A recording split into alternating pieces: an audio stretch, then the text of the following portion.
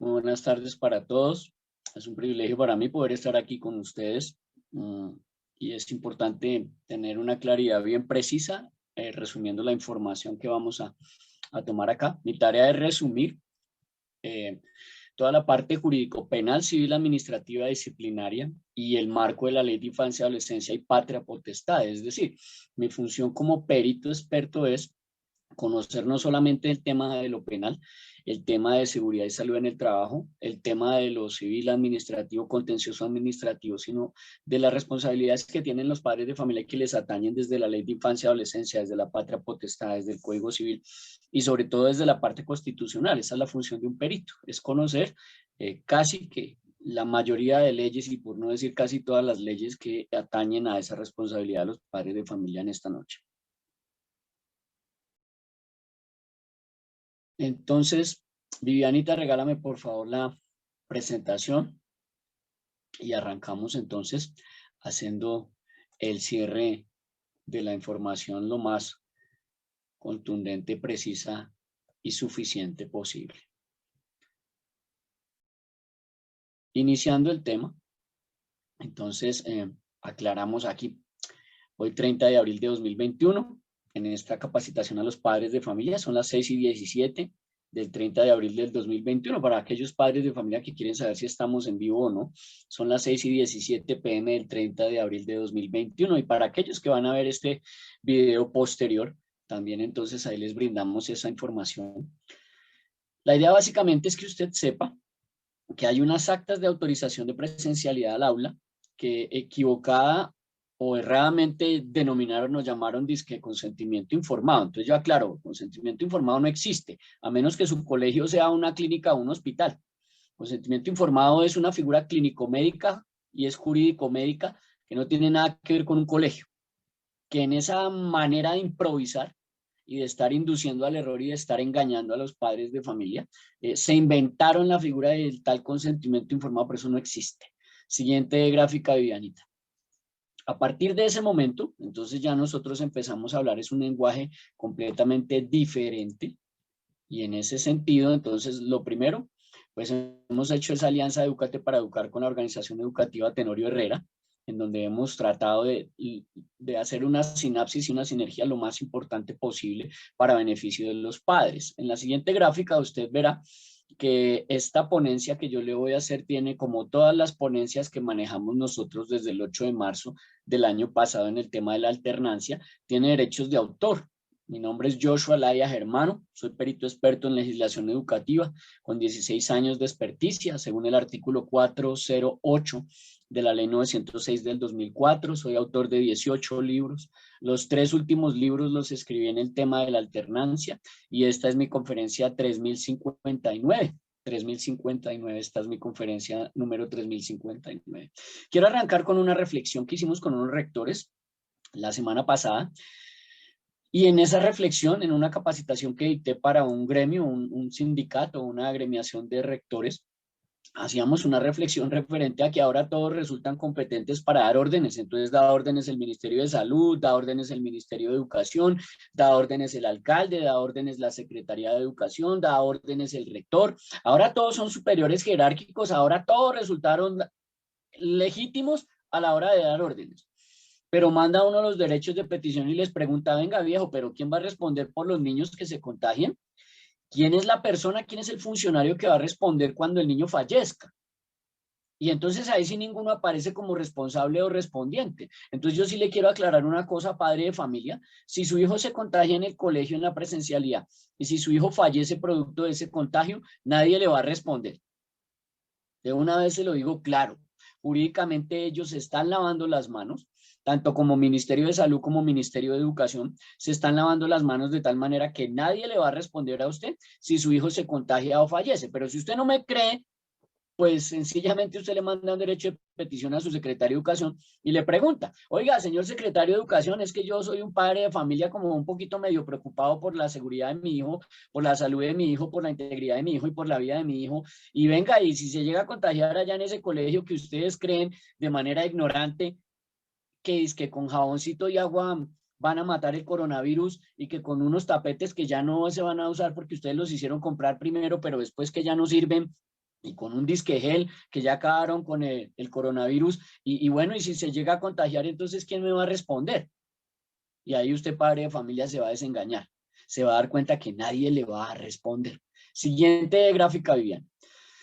Hicimos otra reflexión con los rectores la semana pasada, 186 rectores que teníamos allí en esa agremiación de docentes, directivos docentes, y entonces yo les decía, venga, pero es que ustedes están más perdidos que embolatados, rectores, porque los pelados ya vienen contagiados. Ay, ¿cómo así? Sí, ya vienen contagiados. Ustedes ya tienen los pelados contagiados allá adentro, y esa parafernalia, esa pantomima, ese teatro, esa basura mentirosa que ustedes le venden a los papás, dizque de protocolos de bioseguridad, pues yo primero le aclaro, protocolos de bioseguridad no garantiza contagio cero. Si garantizara contagio cero, ¿por qué se mueren los médicos y las enfermeras? Si ellos son los expertos que llevan años de años en protocolos de bioseguridad para que no los maten las bacterias, las infecciones, y se mueren. Entonces, ¿cómo así? Entonces, protocolo de bioseguridad no garantiza contagio cero. En las rutas escolares, ahora se les inventaron que es 1 metro por educando, y en los colegios 1 metro por educando. Eso se lo inventó la Secretaría de Educación. Ahora resulta que la Secretaría de Educación sabe más que la OMS, la Organización Mundial de la Salud dijo que era 1,5 metros, y la ONU dijo que 2 metros, y ahora su Secretaría de Educación sale a inventarse que es 1 metro. Entonces, ¿por qué están improvisando con la vida de sus hijos y ustedes de manera inocua simplemente guardan silencio ante estos funcionarios que simplemente son unos meros genocidas? Esos son unos meros genocidas. Ellos no tienen hijos. Cuando usted no tiene hijos, ¿a usted qué le importan los hijos de los demás?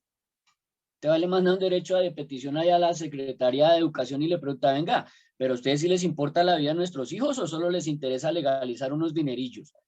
Porque es que ustedes pelean que derecho a la educación, pero yo no veo que peleen por el derecho a la vida. Y entonces, ¿al fin qué? Y ahí encuentra usted el discurso en donde ellos son disímiles, le dicen una cosa y hacen otra. En las rutas escolares tendría que haber 2 metros o 1,5 metros como mínimo por educando, o sea que en un bus de 40 personas solo podrían estar 12 niños. Miremos a ver si eso se cumple.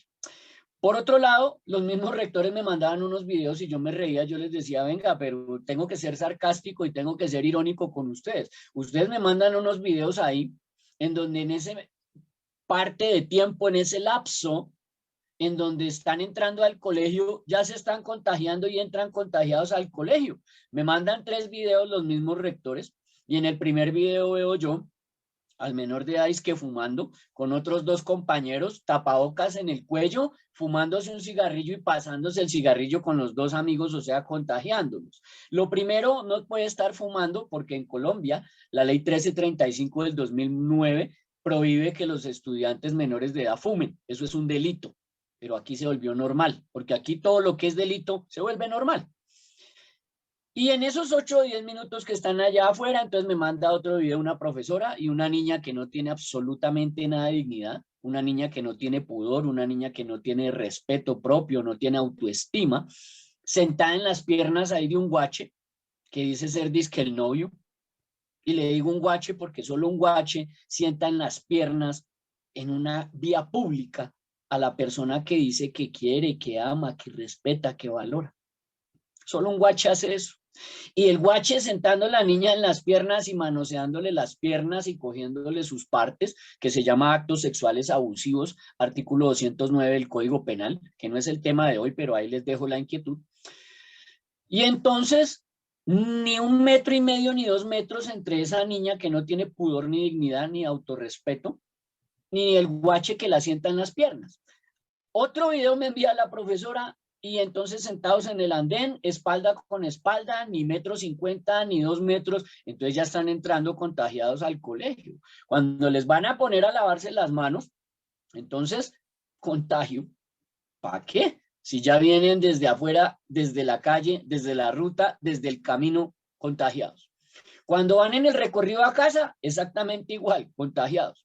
Y pregunta a una rectora, bueno, doctor, ¿y cuál es el agente médico clínico, la enfermera en el colegio que tiene que estar dispuesta a atender un caso de un asintomático en crisis? Y le digo yo, pues rectora, yo no sé por qué, empezando porque yo no sé si usted sea bruja, adivina, medium, o tiene poderes extrasensoriales para saber cuál es el estudiante o la estudiante que llega asintomática.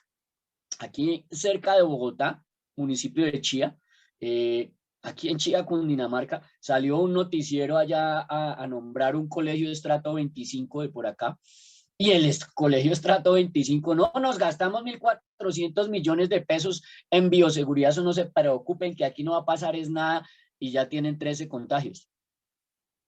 Entonces, ¿en dónde quedaron sus 1.400 millones de pesos de bioseguridad? Buena pregunta. Ya van por 1.920 millones de pesos la demanda que se colocó contra ese colegio por lesiones personales agravadas, dolosas con daño permanente y por, obviamente, el delito de lesiones personales contra menores de edad. Ahí les quedan sus 1.400 millones más los 1.920 que tocará negociar y tendrán que pagar otros 1.200.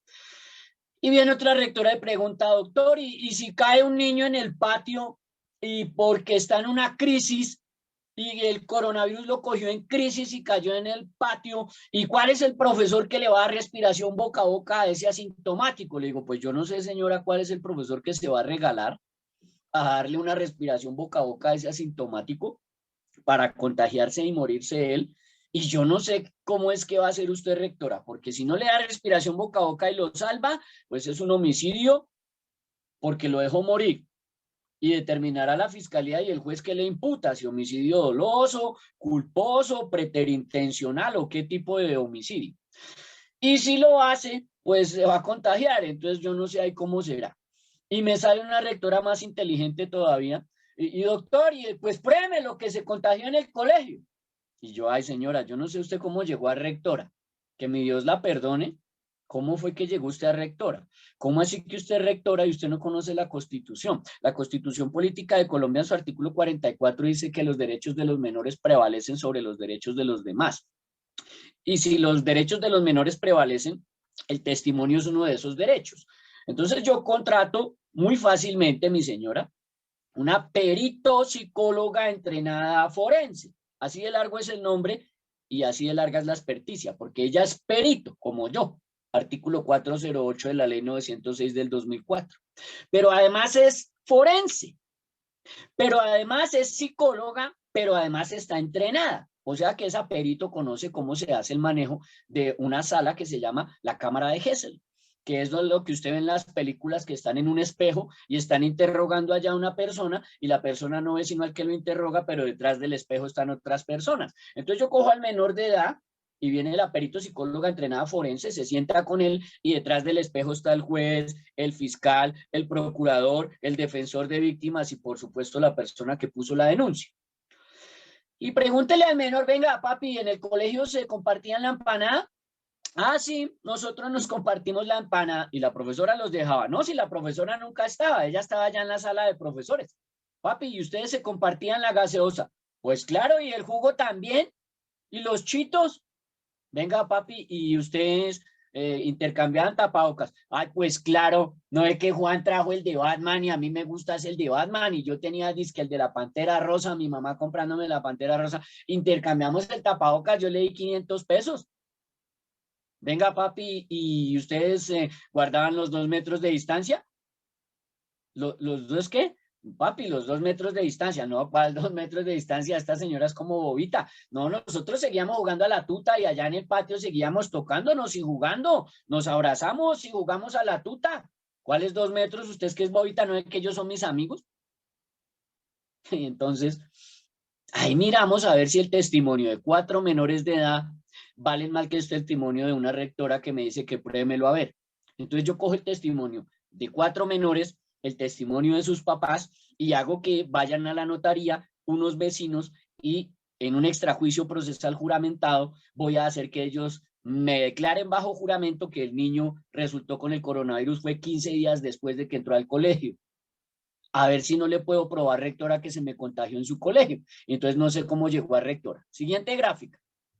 Lo que usted se debe preguntar, padre de familia, es ¿qué fue lo que usted firmó? Porque usted firmó un documento que le hicieron ver que como un consentimiento informado, y de consentimiento no tiene nada y de informado tampoco, Y resulta que usted es el único que ostenta la patria potestad, que es el artículo 288 del Código Civil. Entonces empezamos a mirar que si usted firmó ese consentimiento informado antes del 25 de febrero, eso no le sirve para nada. Y que si lo firmó después del 25 de febrero, tenía que traer la resolución 00222 del 25 de febrero, la resolución 00223 del 25 de febrero, la circular conjunta 026 del 31 de marzo, más los otros actos administrativos que haya sacado, que se haya inventado, que haya improvisado su Secretaría de Educación o su alcaldía o el ente territorial, que por supuesto, le aclaro, nunca están por encima de su patria potestad. Nadie lo puede obligar a usted a firmar su tal consentimiento informado. Nadie lo puede obligar a usted a firmar una autorización presencial al aula. El que lo haga es un delincuente, está delinquiendo. Delinquere es un verbo en latín que traduce oponerse a la norma, violar la norma, transgredir la norma, suplantar la norma, usurpar la norma. Entonces, ningún delincuente lo puede obligar a usted a firmar un consentimiento informado y mucho menos una autorización presencial al aula. Entonces, queda la pregunta en el aire. Siguiente gráfica, Viviana. ¿Quién es el que autoriza si el educando asiste o no a clases?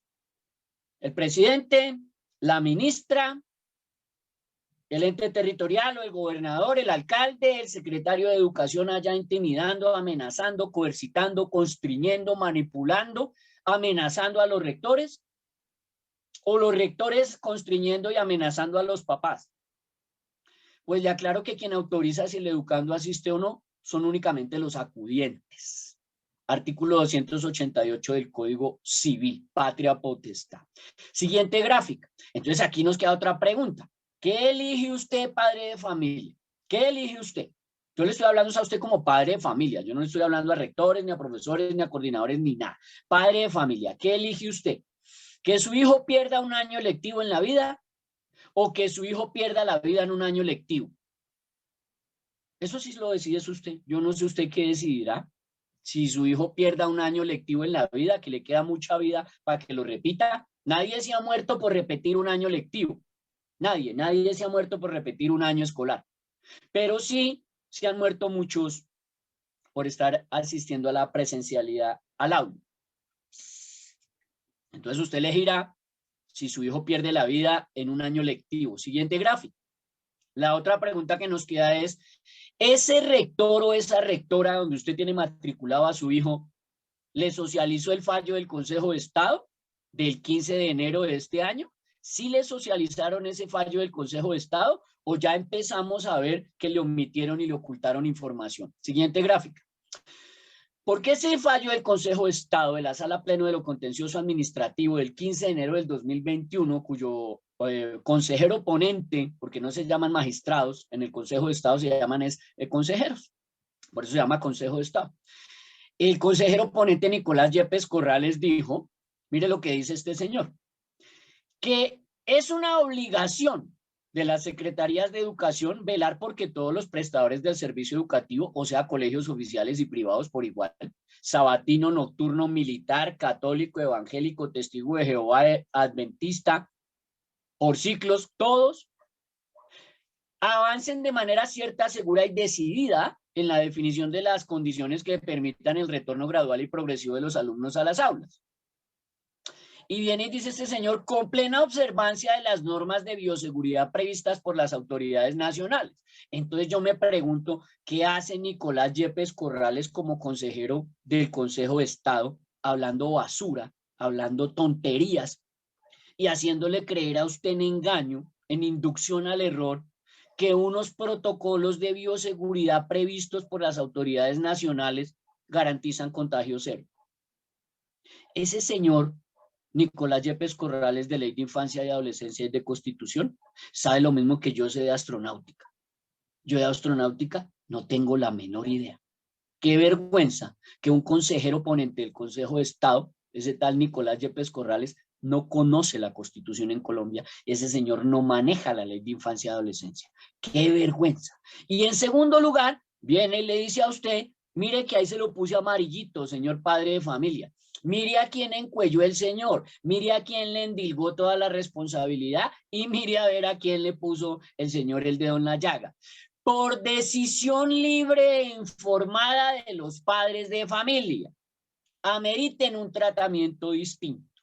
O sea que a usted le informaron de manera completa, suficiente, plena, como padre de familia, en qué baile está metiendo a su hijo en una amenaza del contagio, que es un delito. Usted no puede ni siquiera amenazar a su hijo de que se contagie, porque eso sería violatorio del artículo 7 de la Ley de Infancia y Adolescencia 1098 del 2006, que por supuesto este señor consejero ponente nunca se ha leído. Ese señor Nicolás Yepes Corrales del Consejo de Estado, el señor no sabe qué es el artículo 7 de la Ley de Infancia y Adolescencia. Siguiente gráfica. Entonces la pregunta es, ¿quién sí se puede eximir y quién no se puede eximir? Entonces yo tengo que aclararle a usted y desengañarlo en esta noche, que son las 6:36 p.m. del 30 de abril del 2021. ¿Quién sí se exime? Se exime su rector y los profesores. ¿Quién no se exime? Usted. ¡Ay, mentiroso! Bueno, entonces vamos a ver. Siguiente gráfica. El Código Penal, en su artículo 32, que habla de la ausencia de responsabilidad en Colombia, Código Penal colombiano, artículo 32, el Código Penal en su artículo 32, que habla de la ausencia de responsabilidad, dice que no habrá lugar a una responsabilidad penal. ¿Cuándo? Entonces dice, en primer lugar, cuando hay unos eventos de caso fortuito y fuerza mayor. Entonces el caso fortuito es el coronavirus, a menos que prueben con pruebas y elementos materiales probatorios suficientes que China construyó el virus, elaboró el virus, maquinó el virus y lo soltó al mundo. Y le vendrán demandas por trillones y trillones y trillones de dólares. Pero mientras eso no ocurra, sigue siendo un caso fortuito.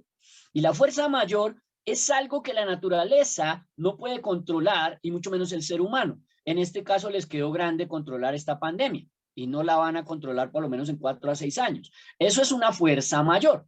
Pero el que me interesa aquí es el segundo literal. El segundo literal, padre de familia, para que usted lo tenga claro, porque es que esta charla es para padres de familia.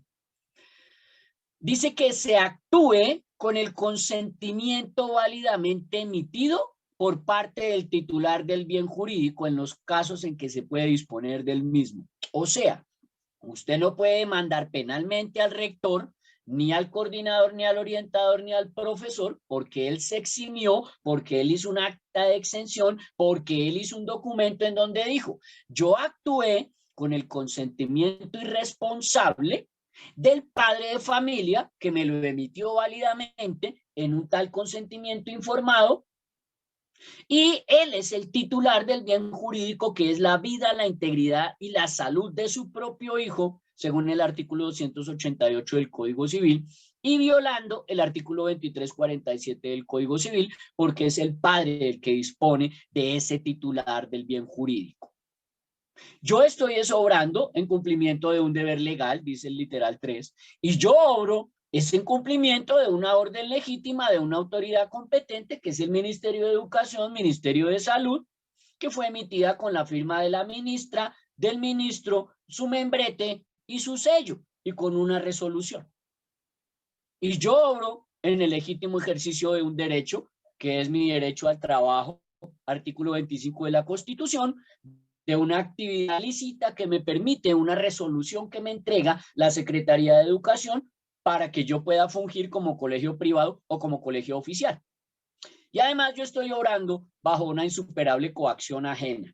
Me ordena el Ministerio de Salud, me ordena el Ministerio de Educación, me ordena el secretario, me ordena el alcalde, me ordena el gobernador. Todos me ordenan, pero nadie responde. Entonces el profesor, el rector y el coordinador, si hace un documento que se llama un acta de exención de responsabilidad, pues él sí se lava las manos y lo deja a usted viendo un chispero. Pero el papá no se puede eximir. ¿Por qué? Siguiente gráfica. Porque el Código Civil en su artículo 2347, que habla del deber de cuidado, que curiosamente el deber de cuidado no aparece en ninguna resolución, ni en ninguna circular del ministerio, ni en ningún decreto, ni en ninguno de los documentos desde el 8 de marzo del año pasado hasta la fecha que yo he leído, aparece el Código Civil en su artículo 2347. Se lo ocultan, se lo esconden, se lo omiten a los papás. Entonces dice que toda persona es responsable no solo de sus propias acciones para el efecto de indemnizar un daño, o sea, daños y perjuicios, sino del hecho de aquellos que estuvieran a su cuidado. Entonces mire lo que dice acá. Así los padres son responsables solidariamente del hecho de los hijos menores que habiten en su casa. Traduce, mientras su hijo está en la calle haciendo lo que no debe hacer o haciendo lo que sí debe hacer, desde que esté en la calle o esté en su casa, responde el papá. Responde el papá. Pero mientras su hijo esté en actividades del colegio, nótese que dije fue actividades del colegio. Yo no dije dentro del colegio, adentro del colegio, yo no dije al interior del colegio. Yo dije en actividades del colegio, porque eso dice la sentencia 14869 del 2004 del Consejo de Estado. Dice que mientras esté en actividades programadas por el colegio, así los directores de los colegios, o sea, los rectores y rectoras, o los señores directivos rurales, estos directores rurales y rectores y rectoras responden del hecho de los discípulos mientras están bajo su cuidado. Pero ellos sí se pueden eximir. ¡Ay, mentiroso! Bueno, entonces lea ahí lo azul. Lo azul le dice a usted, pero cesará la responsabilidad de tales personas, o sea, pueden cesar esa responsabilidad civil rectores, coordinadores, orientadores y profesores si hacen unas actas de exención, si con esa autoridad y el cuidado que su respectiva calidad les confiere y prescribe, no hubieran podido impedir el hecho. Ellos no pueden impedir el hecho porque les están dando una orden legítima, porque no se pueden negar, porque finalmente el Estado los está obligando. Pero usted que es padre de familia, a usted no lo obliga el Estado, a usted no lo obliga el bienestar familiar, a usted no lo obliga la policía. A usted no lo obliga la Corte Constitucional, a usted no lo obliga ningún juez de la República. Si usted no quiere enviar a su hijo al colegio, nadie lo puede obligar. Pare de contar. Entonces usted sí no tiene excusa. ¿Por qué? Por una sencilla razón, escúchenme bien. Por sentido común usted no necesita un doctorado en Derecho ni una maestría. Usted entiende que los padres sí tienen la patria potestad, mientras que los rectores y los directores no ostentan tal categoría. Entonces usted llega y dice, ay, ya entendí lo que me trata de decir el doctor Joshua. Lo que el doctor Joshua dice es que yo como tengo la patria potestad, yo soy el culpable del contagio de mi hijo. Exactamente. Si usted es el culpable, porque no es que usted fue el que lo mandó allá al colegio a contagiarse, porque por más protocolos de bioseguridad que quieran montar, eso no le garantiza a usted contagio cero. Así de sencillo. Entonces usted ya me entendió el discurso. Siguiente gráfica, Vivian. Entonces, escúcheme bien. Si a usted le ocultaron información, si a usted le viciaron su consentimiento, si a usted le omitieron información, usted puede, padre de familia, demandar a ese rector y demandar a esa rectora, demandar a ese colegio por un vicio de error. Porque a usted le están violando los artículos 1508 y 1511 del Código Civil, del que habló la doctora Grace Año Ortiz, la especialista en Derecho Disciplinario. Y además lo indujeron al error, que es un delito penal. Usted puede mandar penalmente a ese rector o a esa rectora. ¿Penal? Sí, sí, vaya, demándelo penal. Porque él está violando los artículos 182, agravante 183 y 184 del Código Penal. Y además, si su hijo se contagió, hay unas lesiones personales agravadas dolosas. O sea que usted tiene que demandar a ese rector o rectora sobre el artículo 111 y subsiguientes del Código Penal. Eso si a usted le ocultaron información y le omitieron información. Siguiente gráfica. Pero si usted, por el contrario, tenía toda la información, si a usted le dieron toda la información, si a usted le dieron todo el componente jurídico legal y el soporte legal, y usted aún así, de manera irresponsable, envió a su hijo al contagio al colegio, pues usted no puede, padre de familia, demandar por vicio de error porque no le violaron los artículos 1508 ni le violaron el artículo 1511 del Código Civil. Al contrario, a usted le pueden quitar su patria potestad porque usted incurre en un delito que se llama el abandono, artículo 20, literal 1 de la Ley de Infancia, y le pueden quitar la patria potestad por maltrato infantil, que es el artículo 18 de la Ley de Infancia y Adolescencia. Y además le pueden quitar la patria potestad sobre los artículos 288 y 2347 del Código Civil. ¿Eso le faltó contarle a usted? allá al señor ese consejero ponente del Consejo de Estado, y le falta decírselo también a la ministra y allá a su secretario de Educación. Toca que usted le haga un derecho de petición y les pregunte, venga papi, ¿ustedes por qué me están ocultando a mí el Código Civil, artículo 288 y 2347? ¿Y ustedes por qué me ocultan que un contagio es un maltrato infantil según el artículo 18 de la Ley de Infancia y es un abandono de mi parte como papá, artículo 20 literal 1 de la Ley de Infancia? ¿Ustedes por qué me ocultan toda esa información? Siguiente gráfica. Y de paso, en la siguiente gráfica usted le pregunta, venga papi, ¿por qué me están ocultando el concepto 152 del 28 de diciembre del 2017 del Instituto Colombiano de Bienestar Familiar? ¿Por qué me lo esconden? ¿Por qué me omiten que las instituciones y las autoridades tienen la responsabilidad del cuidado y la atención de los menores? ¿Por qué me omiten ustedes que en ese concepto 152 del 28 de diciembre del 2017 el Instituto Colombiano de Bienestar Familiar dice que hay 3 tipos de maltrato infantil? El primero, que es el maltrato físico, que estaría relacionado con lesiones personales o daño en el cuerpo de mi hijo. O sea que me van a demandar por lesiones personales en mi hijo porque puede tener daños y secuelas en su corazón, en su riñón, en los pulmones, en el hígado. Y me pueden demandar por otro tipo de maltrato infantil, que es el maltrato omisivo. Omisivo es dejar de hacer lo que la ley le obliga, que se da cuando al niño o su hijo, usted lo deja en una situación de abandono o usted es descuidado y le puede afectar su vida o su salud. ¿Por qué me ocultan ese concepto del bienestar familiar? ¿Por qué no venían el tal consentimiento informado? ¿Por qué nunca me hablan del deber de cuidado? Siguiente gráfica. Entonces usted se empieza ahí a preguntar, como yo me pregunto en la siguiente gráfica, oiga, ¿por qué en esas normas, en esos decretos, en esas resoluciones, en esas circulares, el Ministerio de Educación y el Ministerio de Salud, la Defensoría, la Procuraduría y todos estos entes, se les olvida hablar del deber de cuidado? ¿Cuál es esa siniestra manipulación de la información y ocultamiento de la información siniestra que están haciendo con usted?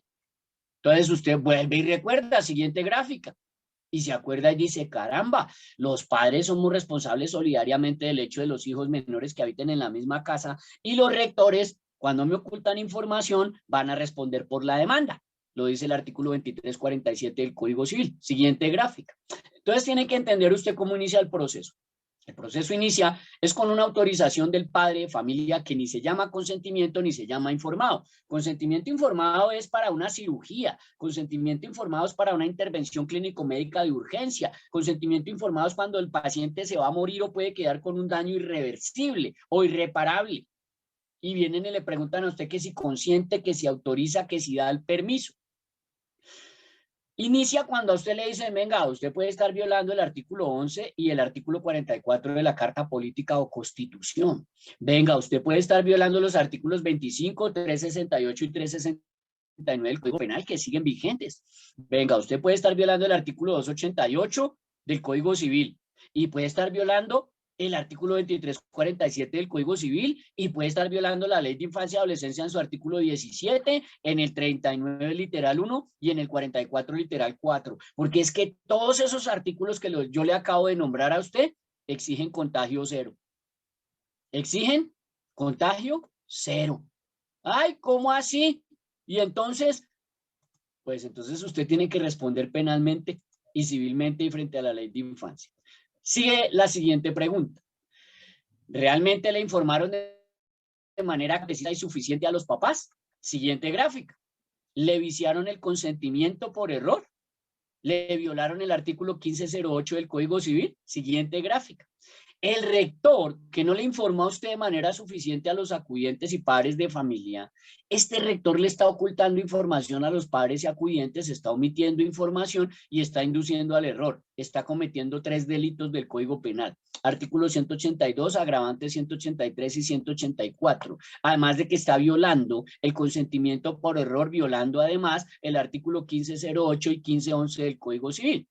La Corte Suprema de Justicia, en su sala civil, en una sentencia que es la 19730 del 2017, dijo que es evidente que si el consentimiento está viciado por alguna de sus clases o modalidades, el negocio jurídico será ineficaz. O sea, traduce que si a usted le dieron un consentimiento informado, pero no fue informado, pero le ocultaron o le omitieron información, pues ese consentimiento no tiene validez. Siguiente gráfica.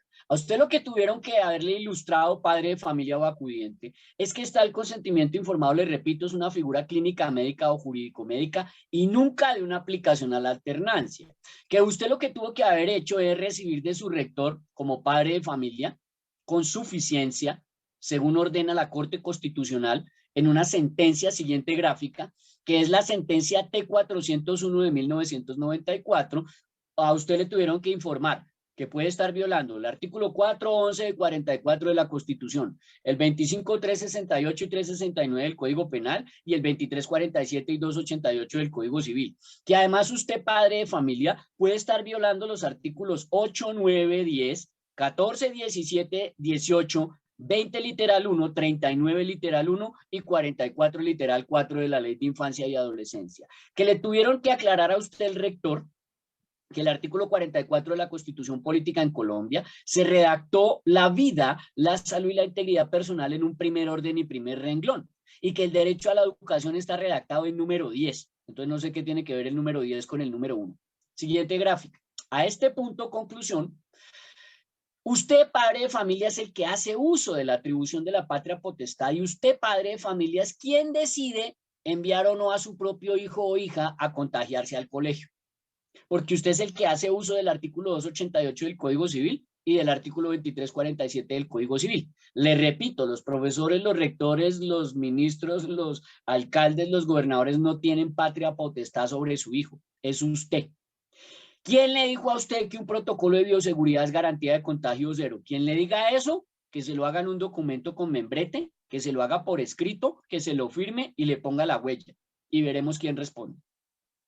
¿Quién le dijo a usted que la vacuna es una garantía de contagio cero? ¿Quién le diga eso? Que se lo haga por escrito, con membrete, con firma y con huella. Siguiente gráfica.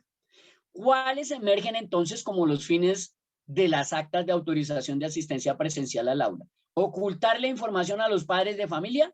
¿O viciarles el consentimiento? ¿O informarlos adecuadamente? Entonces, escúcheme bien, para ir cerrando.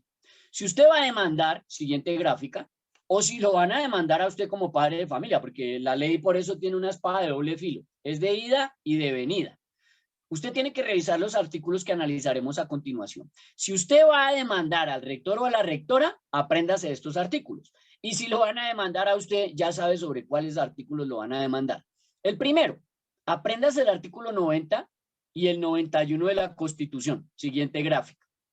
El 90 y el 91 de la Constitución. 90 y 91 de la Constitución.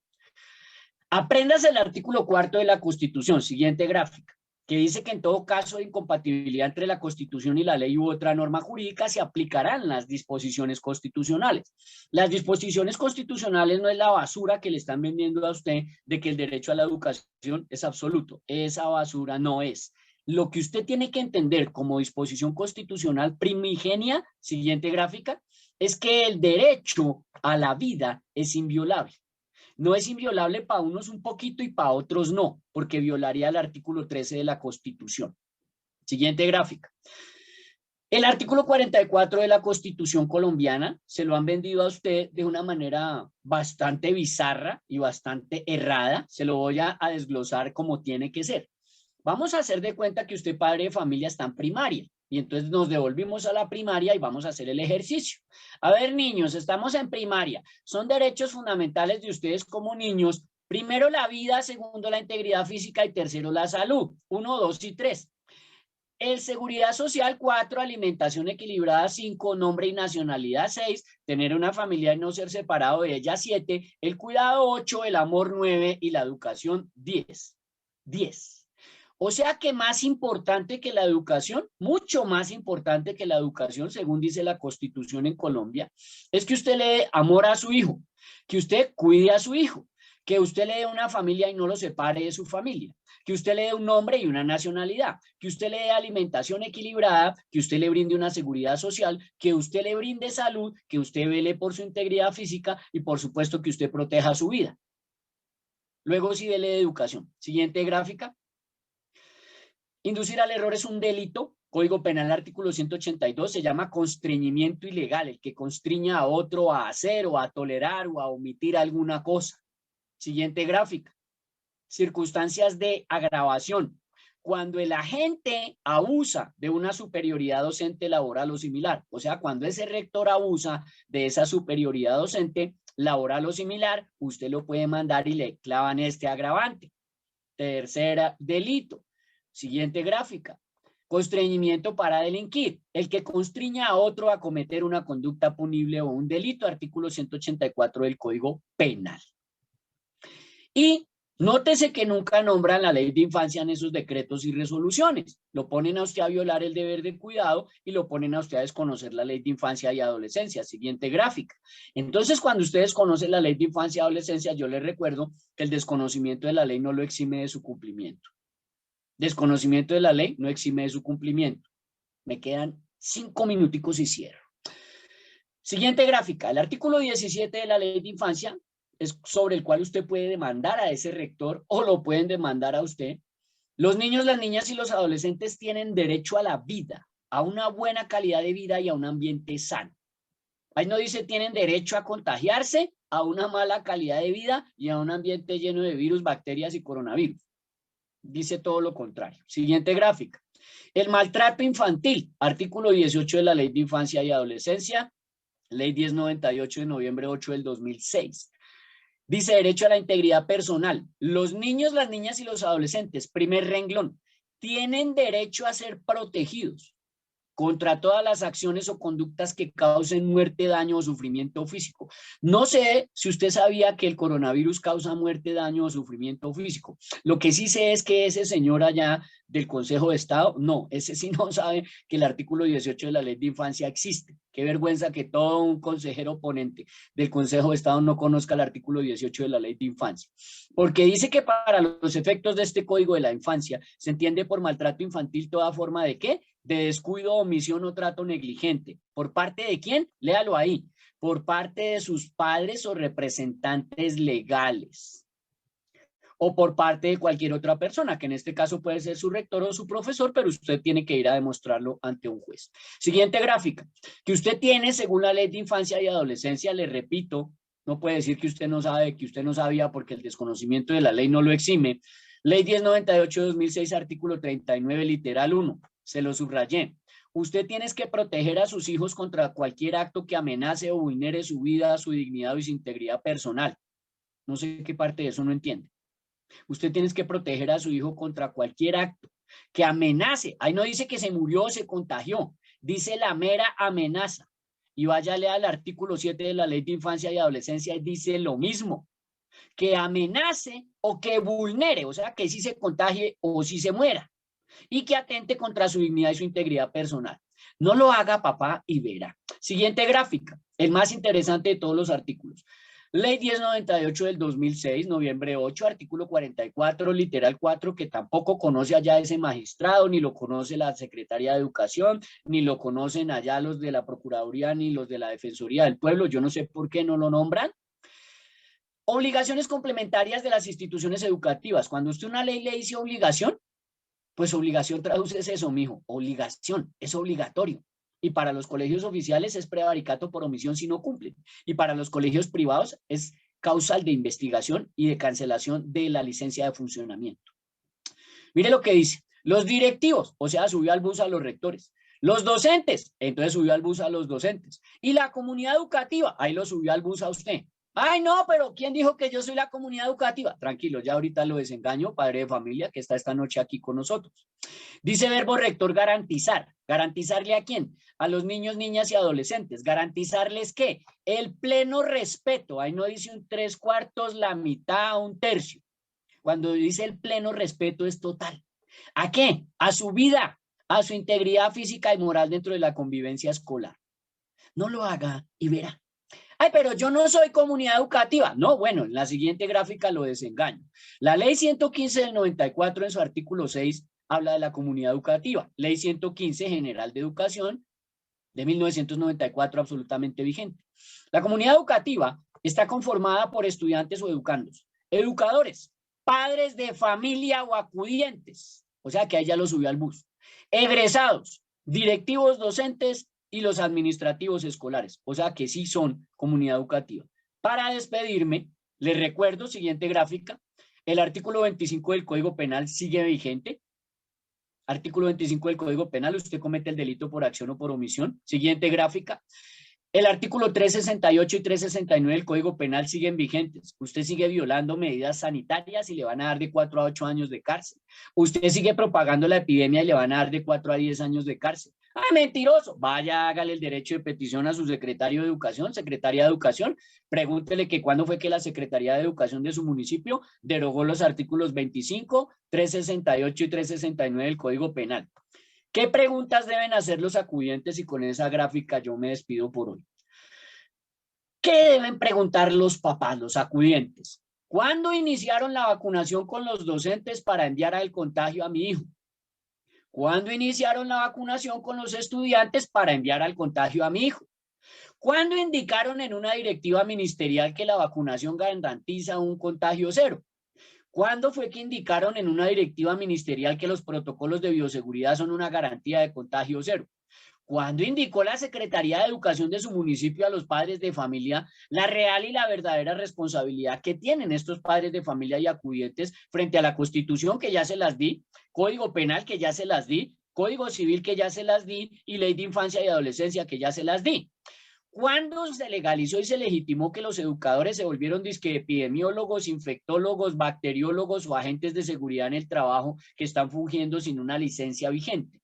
¿Y cuándo y cuántas veces es que han capacitado en seguridad en el trabajo a los profesores, a los padres de familia y a todos y cada uno de los miembros de la comunidad educativa?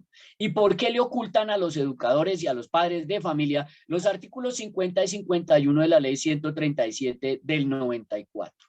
En el siguiente gráfico usted encuentra despedida, mi gratitud por su atención, y encuentra mi número de WhatsApp. No me llame, le ruego no me llame. ¡Ay, arrogante! No, pero ¿para qué me va a llamar? Yo me la paso dictando estas conferencias y yo no voy a dejar de dictar la conferencia para contestarle a usted. Mientras que usted me escribe al WhatsApp y yo en este momento aquí, mientras le estoy dictando esta conferencia, reviso mi computador y tengo 33 mensajes de WhatsApp que tengo que responder mientras estoy en esta charla que le estoy dando a usted. Entonces no me llame, escríbame. Ay, que quiero ese PDF, me gustó, yo quiero. Sí, claro, se lo obsequiamos, vea.